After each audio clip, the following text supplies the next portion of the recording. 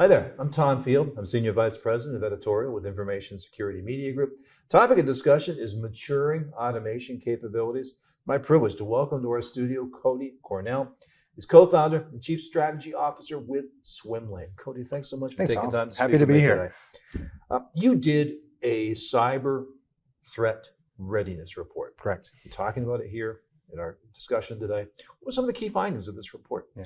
I think the thing that really stood out to us was that seems to be a pretty big disparity between the perception that executives have versus what the people that actually are doing the work, the people that are kind of sitting at the desks and with their hands on the keyboard. And what we saw in that survey was that executives think that the great majority, I think it's somewhere around 70%, think that all of their security alerts are actually being managed. But if you ask the people actually doing the work, that number is actually half of that. It's around 35%.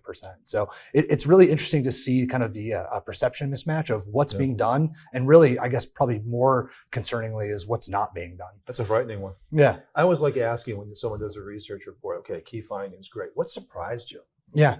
I think the thing that surprised me was twofold. One is there's really an expectation amongst leadership and people that are doing the work that they're never actually going to be able to fill all their roles. So there's always going to be vacancies, which I think for some organizations is really a struggle. And there seems to be just across a lot of different topics, be it the number of alerts that are being managed or what type of tools they should be using. There seems to be a pretty big gap between what people that are doing the work and people that are running those teams think is the current status of things. And I think that, when you have those expectations and perception mismatches, that creates communication issues and it creates kind of missed expectations at times. Is that the biggest misalignment you found? I think the biggest misalignment we found was around the perception of how much people are actually getting done versus how much was being kind of left on the table. I think that was the biggest gap between the two, where there seemed to be the most misalignment. So if that's the gap, what's at risk because of it? Well, if you think about a security organization, the hard thing about working in security ops is you have to be right all the time. Unlike an attacker who has to be right once at a moment in time, as an offensive team, you actually have to be right all the time. And keeping up with that is really concerning. So if you have this known gap of, things being left unchecked, unresolved, unmitigated, then you know that you have risk exposure, right? And if you look at the changes that are happening in, with the SEC and how people have to report on security breaches, what the government's trying to do with breach notification, that's a lot of risk, not just for the organization and brand, but also for leadership. They're becoming much more, responsible and, both, personally, but also as an organization for what might happen. Now, let's talk about the state of automation. It's something everybody wants. Everyone desires to have more automation in their organization. But where do you see enterprises displaying their immaturity when it comes to automation? Yeah, I think one of the things that's interesting is you have a whole group of organizations that haven't really embraced automation as a core competency, right? We talk a lot about, endpoint security and log management, and we see really the leading organizations that are really actually addressing all of their alerts or using automation as how they're achieving that. So, but the interesting thing is, historically, we've thought about doing that within security operations inside of the SOC, but really where we see people excelling is outside of the SOC. They're supporting automation across the security landscape inside of their organization.